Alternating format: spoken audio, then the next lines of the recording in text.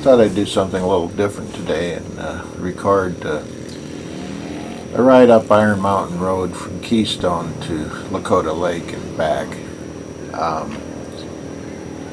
I guess this is different because I'm doing it during the Stugris Motorcycle Rally of 2019.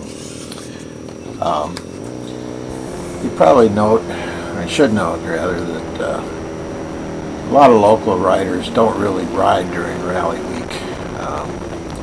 Most of my friends put their bikes away and kind of set it out because the traffic is too heavy, and let's face it, there's a lot of amateurs on the road.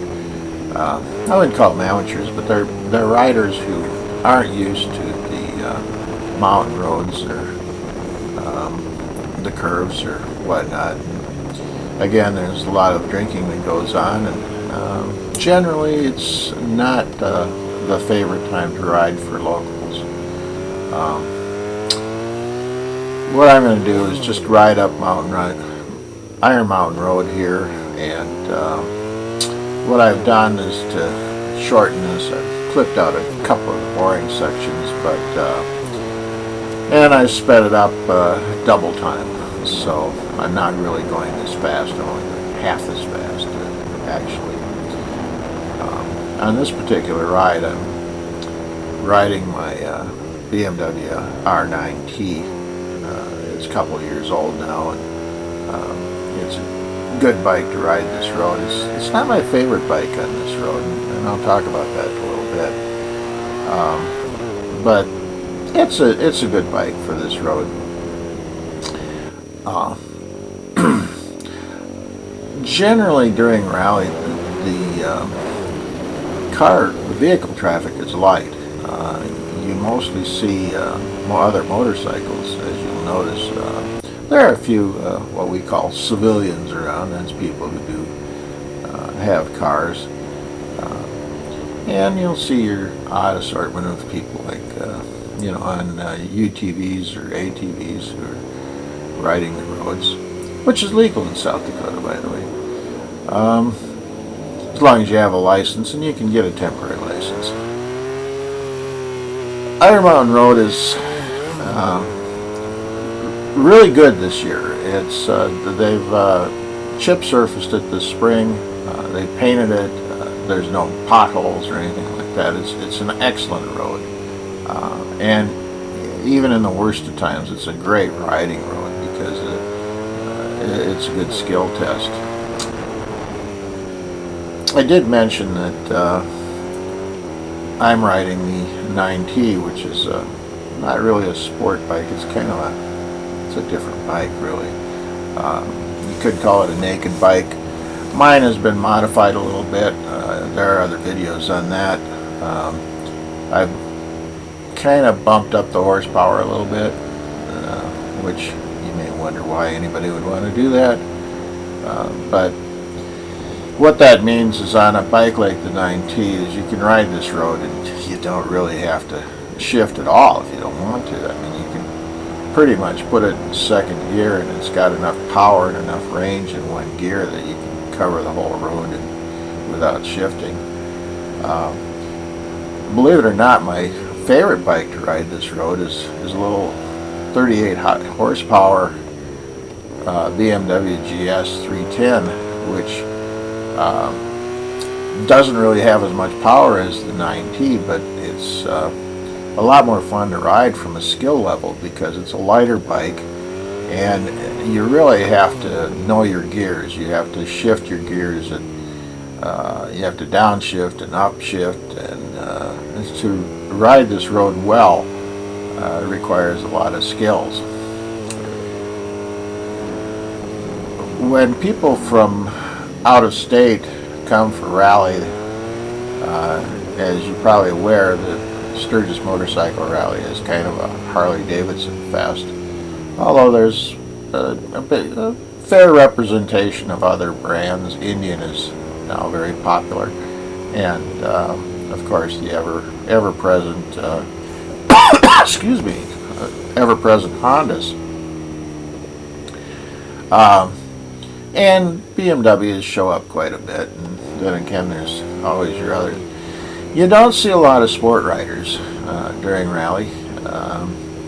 They tend to be younger guys in the, you know, the leader bikes or things like that. But as a rule, you see mostly big bikes. And this is the stop point here. This is right to stop to turn around. It's a little road to Three Meadows.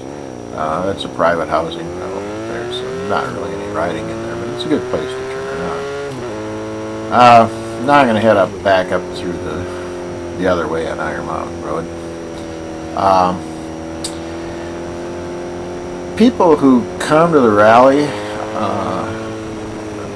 often come, I would say almost always come in big cruisers or touring bikes or things like that, and they want to ride these roads, and these roads are not that much fun. I've had big touring bikes, I've had Harleys and whatnot, and, tell you the truth, they're too big and heavy to really appreciate a road like Iron Mountain. So I would say that if I were coming to rally and I were trailering, I would get a small bike. I'd get a little Versus, a 300, maybe a 500 or 600, possibly 700 cc bike. Not necessarily a sport bike, but a light commuter bike or something like that. You'll find that the roads are a lot more fun on a bike like that because you can flick them on these curves, and you can practice your skills as far as shifting and gear selection and handling the curves and all of that stuff. I should note that if you watch this video, you'll see I very rarely get close to the yellow line. And never on a blind curve, because you get up by the yellow line, maybe not so much during rally week, but if you're on the yellow line and something's coming the other direction, there's a good chance that they're going to be on your side of the yellow line. People crowd the yellow line all the time, particularly campers are really bad. You're not going to see a lot of campers during rally week, but at other times of the year you're going to see campers and drivers who are kind of careless. Also, you have to be aware that being a tourist area, that people are going to be lost, and people are going to stop suddenly for no reason, maybe to look at a wildlife or a rock or something. You never know. But when you're riding Iron Mountain Road, it's good practice to stay as far right as you can, and if you're making a left turn or going around these pigtails or something like that, it takes a little practice to stay to the right of the road, but I would advise you to do it. It's a good thing to do. And the other thing is, during rally, one of the reasons locals don't like to ride is that you run across the outlanders. It's people from not around here. You run across the outlanders who drive slow. They ride slow, and that's reasonable. I mean, they're not used to the roads, and they don't know where the curves are. So yeah, they should ride slow. But if you're behind them, that can be a little bit frustrating. The speed limit on Iron Mountain is 25 miles an hour all the way. Do I ride it at 25? Yeah, I do. You can ride it faster, and there's a temptation to go faster. Obviously, we're not riding as fast as this video shows. But some people like to kind of open it up on Iron Mountain. It's hard to go much more than about 45 or so on the road, but if that's your thing, this is the place to do it.